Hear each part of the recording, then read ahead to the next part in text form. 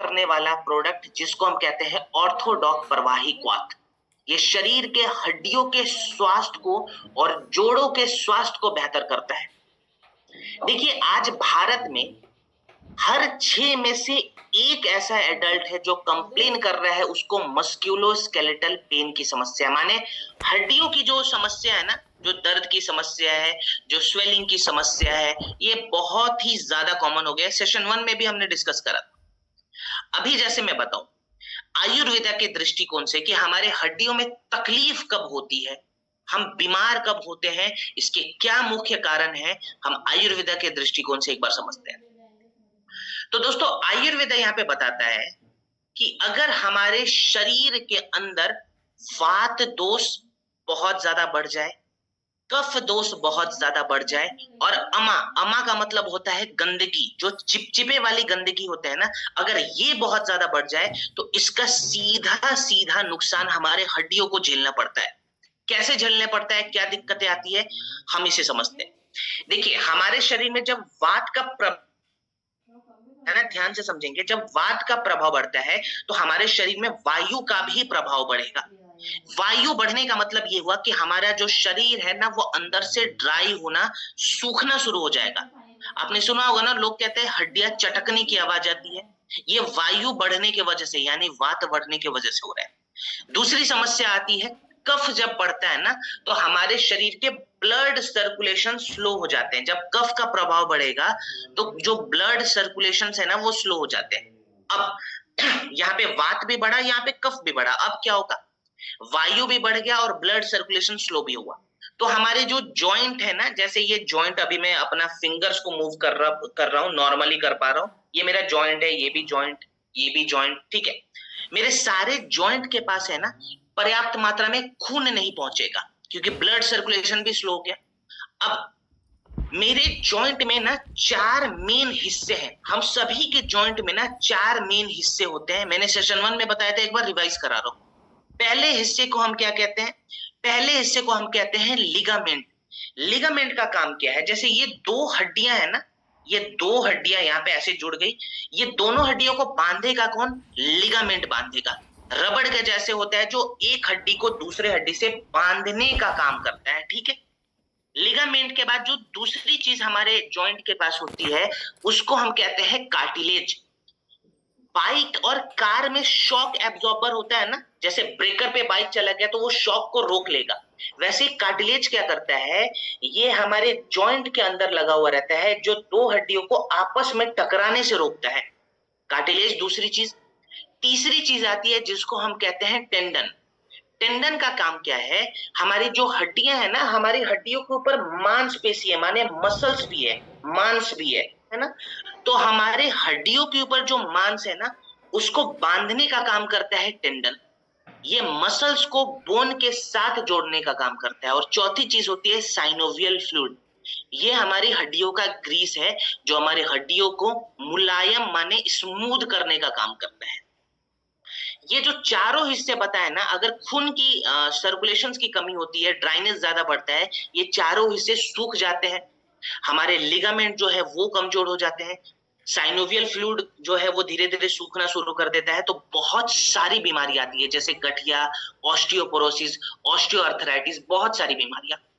अब आयुर्वेदा कहता है कि अगर हमने कुछ जड़ी बूटियों का सपोर्ट ले लिया तो हम हमारे हड्डियों के स्वास्थ्य को बेहतर कर सकते हैं।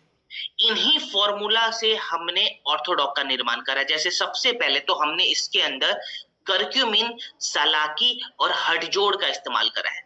ये हडजोड़ को आयुर्वेदा में हड्डियों को जोड़ने वाली जड़ी बूटी कहते हैं, माने ये हमारे बोन डेंसिटी को भी मेंटेन करता है, प्लस ये हमारे लिगामेंट को और कार्टिलेज को भी हेल्दी बनाता है, ठीक है। लिगामेंट और कार्टिलेज को हेल्दी बनाने के लिए हडजोड़ बहुत अच्छी चीज होती है। कर्क्यूमिन भी हमने ऐड करा है इसके अंदर, हल्दी का जो सबसे प्योरेस्ट फॉर्म होता है। कर्क्यूमिन का क्या फायदा है, कार्टिलेज के लिए तो ये हेल्दी है ही है, लेकिन अगर हमारे हड्डियों में बहुत ज्यादा दर्द वगैरह की समस्या हो रही है ना, वहां पे कर्क्यूमिन भी काम आएगा, निर्गुंडी भी काम आएगा। निर्गुंडी का एक फायदा मैं और बता देता हूं, निर्गुंडी हमारे हड्डियों के आसपास में जो ब्लड सर्कुलेशन होता है ना, उसको बढ़ाता है। Thank you so much everyone, thank you so much, बहुत बहुत धन्यवाद। सलाकी के बारे में बता दो, कुछ लोग जानते होंगे, कुछ लोग नहीं जानते होंगे। आपने देखा होगा यूरिक एसिड की जब समस्या होती है ना, तो हमारे हड्डियों में भी दर्द होता है। जब गठिया की समस्या होती है तो हमारी हड्डियां ठीक से मुड़ नहीं पाती। सलाकी क्या करता है ना, ये हमारे हड्डियों के अंदर जो क्रैकनेस की समस्या आ रही है ना, हड्डियां अंदर से जो क्रैक होने लग जाती है, ये उनको भरने का काम करता है, इन्फ्लेमेशन को कम करता है। साथ के साथ जो जॉइंट फ्लेक्सिबिलिटी है ना, जिसको आरओएम कहते हैं, रेंज ऑफ मोशन कहते हैं, ये उसको बढ़ाने में मदद करेगा। यानी कि अगर गठिया जैसी बीमारी है, ऑर्थोडॉक्स जरूर इस्तेमाल करवाएं। लास्ट में हमने एक आयुर्वेदिक रसायन इस्तेमाल करा है, जिसको घृत कुमारी यानी कि एलोवेरा कहते हैं। एलोवेरा के बारे में मैं बताऊं, एलोवेरा एक रसायन है जो हमारे जॉइंट के ब्लॉकेजेस को खोलता है। कुछ लोगों को पता होगा, कुछ को नहीं होता। जॉइंट है ना, ये जितने भी जोड़ है, इनको अगर इनमें अगर ब्लॉकेजेस की समस्या आती है, उस ब्लॉकेजेस को खोलने के लिए एलोवेरा से अच्छी कोई दूसरी रसायन नहीं है, तो हमने एलोवेरा इस्तेमाल करा। अब आपको समझ में आया होगा कि प्रोडक्ट जरूरी क्यों है और प्रोडक्ट का खुराक कितना रखे। डोज पे बात करें, 20 ml इसका एवरेज और जनरल डोज रहेगा। साइटिका, चलिए मैं साइटिका के लिए भी बता ही दूंगा। अब साइटिका के लिए वैसे एक दो चीजें और करनी होती है, जो मैं थोड़ा सा समय मिलता है तो बता देता हूँ, ठीक है। पहले डोज लिखते हैं। 20 ml ऑर्थोडॉक को खाना खाने के बाद हमें 1 कप गुनगुने पानी में मिलाकर दिन में 2 बार लेना है। ये एवरेज डोज है, लेकिन समस्या बहुत बड़ी हुई है तो आप 25 से 30 ml तक भी जा सकते हैं। 30 ml से ज्यादा नहीं ले जाएंगे। ये हाई डोज मैंने बता दिया, एवरेज 20 और जो हाई डोज रहेगा वो 30 ml का रहेगा, ठीक है। दिन में 2 बार लेना है, खाना खाने के बाद 1 कप गुनगुने पानी में मिलाकर। कितने समय तक ले? 90 दिनों तक लेंगे। अब ध्यान ये देना है, एक मास्टर प्रोडक्ट जरूर लिखें जो ऑर्थो के साथ काम करता है, बहुत अच्छा करता है, जिसको हम कहते हैं लिवोडॉक।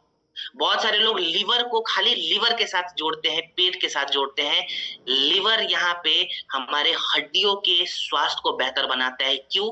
टॉक्सिन्स को बाहर निकाल के। जो अमा बहुत ज्यादा बढ़ा हुआ है ना, अमा को बाहर निकालने में लिवर का बहुत ज्यादा रोल है और लिवर के स्वास्थ्य को बेहतर करेगा लिवोडॉक। तो लिवोडॉक मास्टर प्रोडक्ट जरूर ऐड करना है। करकी डॉक भी ले सकते हैं, बहुत अच्छा काम करेगा। और यहाँ पे जेसी ऑयल को जरूर लगाना है। जहां जहां दर्द है वहां वहां जेसी ऑयल लगा के धूप में सुबह बैठे और योग अभ्यास करें। कौन सा योग अभ्यास? सूक्ष्म व्यायाम करेंगे। साइटिका के लिए मैं बता देता हूं, देखिए ऑर्थो तो काम करेगा ही करेगा, ठीक है। जेसी ऑयल तो आपको लगाना ही है। साथ में कैल्शियम आप ले सकते हैं, 1 टैबलेट खाली रात को, ठीक है। खाली रात में कैल्शियम का 1 टैबलेट लेना है। इसके अलावा K2 या विटामिन D2 जरूर ऐड करना है। ये साइटिका जैसी समस्या में अच्छा सपोर्ट देता है, ठीक है। और चीनी का सेवन नहीं करना है, खट्टा सामान का सेवन नहीं करना है, ठंडा सामान का भी सेवन ना करें। चीनी का नुकसान आप सभी को पता होगा, मैंने ऑफलाइन में भी बताया था, ऑनलाइन में बताते रहता हूं, एक बार और बता देता हूं।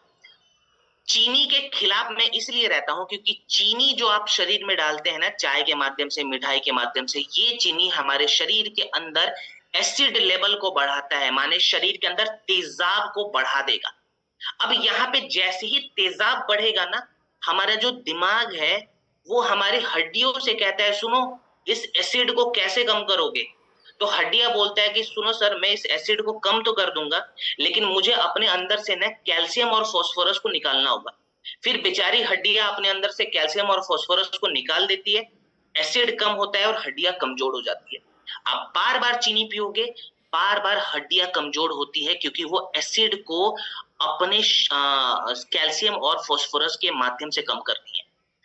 अगर ज्यादा चीनी ले रहे हो, 10 साल हो गए, 20 साल हो गए, लेकिन एक समय ऐसा आएगा ना कि आपकी हड्डियां अंदर से खोखली हो जाती है और मे भी आपको ऑस्टियोपोरोसिस जैसी बीमारी हो जाए, जहां पे डॉक्टर बोलेगा कि अब आपको घुटना भी बदलना पड़ जाता है, ठीक है।